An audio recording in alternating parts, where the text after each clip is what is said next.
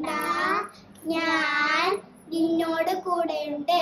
യെശയ്യാ 43:5. ശിശു വളർന്ന് ആത്മാവിൽ ശക്തിപ്പെട്ടു. ലൂക്ക 1:80. മനുഷ്യർക്ക് അസാധ്യമായത് ദൈവത്തിന് സാധ്യമാണ്. ലൂക്ക 18:27. ഞാൻ നിന്നെ സുഖപ്പെടുത്തുന്ന കർത്താവാണ്. പുറപ്പാട് 15:26. I am the bread of life.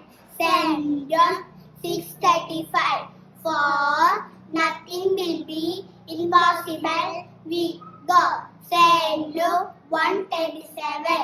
I will strengthen you. I will help you.